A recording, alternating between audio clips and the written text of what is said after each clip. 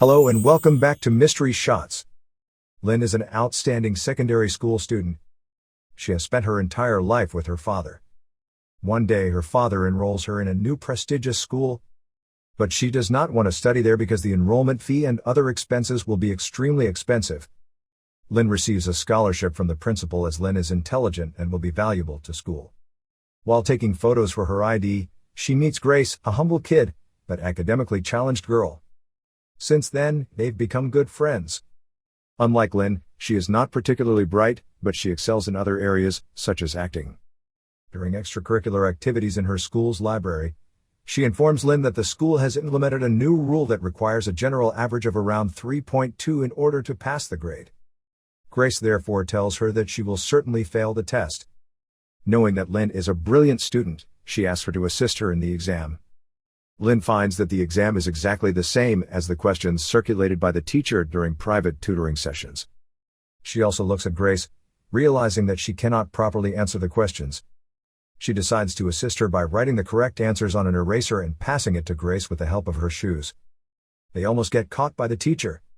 Fortunately, Lynn overcomes the situation, and Grace receives a 3.87 GPA while Lynn receives 4.0 GPA. To express gratitude to Lynn, Grace invited her to the pool party to celebrate their good grades. There, Lynn meets Grace's boyfriend Pat, who, unlike Lynn, is very wealthy.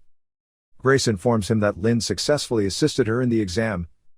Then Pat offers her a large sum of money to assist him and his friends in cheating on another exam. Although initially hesitant, Lynn accepts the offer after learning that the school secretly collected extra fees from her father, who earns a modest income as a teacher. She quickly devises a system of hand signals based on specific piano keys. Lynn will press the keys in a pattern that represents the letters A, B, C, and D.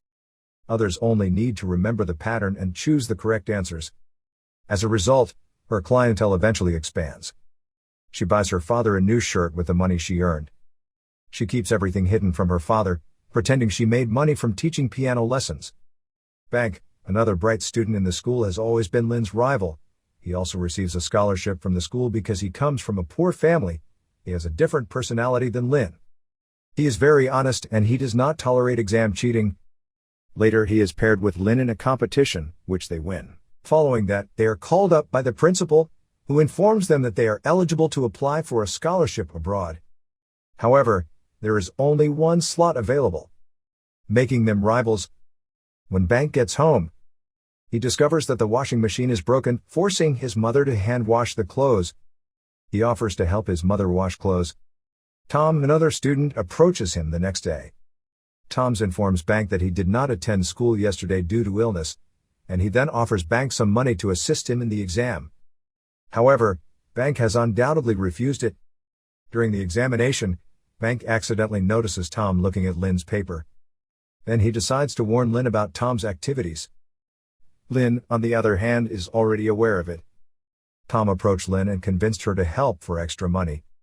Following that, Bank warns the teacher as he submits his answers. But the teacher is unconcerned because the test is divided into two sections to prevent cheating. Meanwhile, Lynn completes her exam first, as she simultaneously sends answers to her friends via hand signals. While the teacher is not looking, she takes advantage of the opportunity to exchange her paper with Tom, which is set B, and quickly answers all of the questions on set B. After the exam, she gets caught when Bank warns the principal about the cheating. As a result, her father is called up to the school. The principal informs her father of her actions. The school suspends her scholarship as punishment. Furthermore, she retaliates to the principal by claiming that it was never a full scholarship because they had to pay other expenses.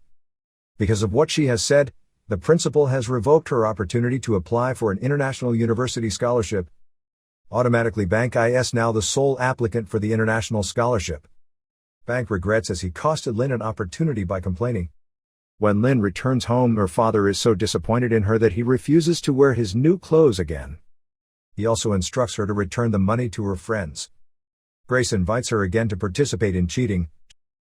This time it is not a regular exam, but rather an international standardized test for university admissions known as the STIC.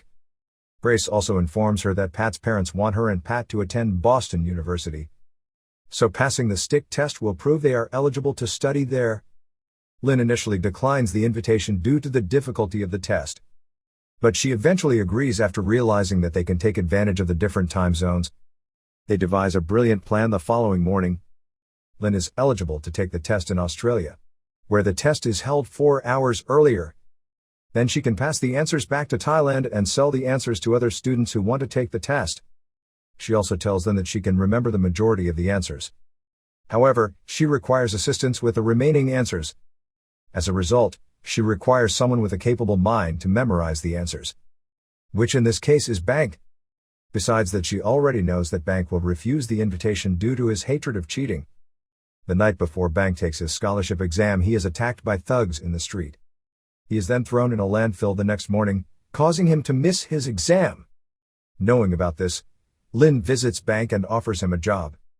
He initially declines her offer, but later agrees for the money he desperately requires. That night they prepare for the final operation. The plan is for both Lynn and Bank to fly to Australia to get a head start on their exams. During their break, they will go to the bathroom and hide their cell phone in order to deliver the answers back to Grace and Pat. Meanwhile, Pat and Grace in Thailand will print out the answers and barcodes on pencils. The pencils will then be distributed to their clients who are participating in the stick test. Nevertheless, on the eve of their flight, Pat reveals that he is the one who ordered the thugs to attack Bank in order to force him to participate in their scheme. Bank, enraged, immediately attacks Pat. Pat then tries to apologize, but Bank decides to leave in rage. Lynn, who is also surprised by the revelation, begins to reconsider her actions and pursues back. Pat, on the other hand, confronts Lynn and tells her to finish what she started. As a result, they continue with their plan. They eventually arrive in Sydney to take the test. Both of them finish their tests before the break, giving them more time to memorize their answers.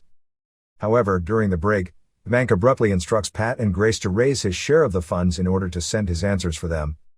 Pat is initially hesitant, but Grace persuades him to grant his wish. He then delivers half of the money and promises to send the rest after Bank sends the answers. Lynn and Bank complete their second section successfully, but there are issues during their second break. The inspecting officer finds Bank oddity by staying too long in the restroom during break time. Lynn, on the other hand, is late in sending her responses because there is a line inside the women's restroom. As a result, the officer catches Bank red-handed, while Lynn escapes carrying her phone and hiding it on her boots, and she eventually hides it inside a water dispenser. She then moves on to her final section without Bank, and she must memorize all of the answers on her own. Because she is out of time, she makes herself vomit with a pencil and then informs the officer that she is ill. She leaves early as she has completely memorized the answers. Meanwhile, the officer who apprehended Bank attempts to track her down in order to determine whether they are linked. While being chased, she is sending the answers on her cell phone. She also almost forgets to send the final set of answers. But fortunately she is able to do so. Afterwards, the officer finally catches her, asking her to come with him for questioning.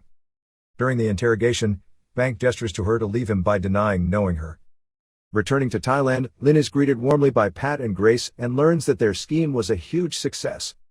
But, because of her bad experience in Sydney, she turns on them and refuses her share of the money.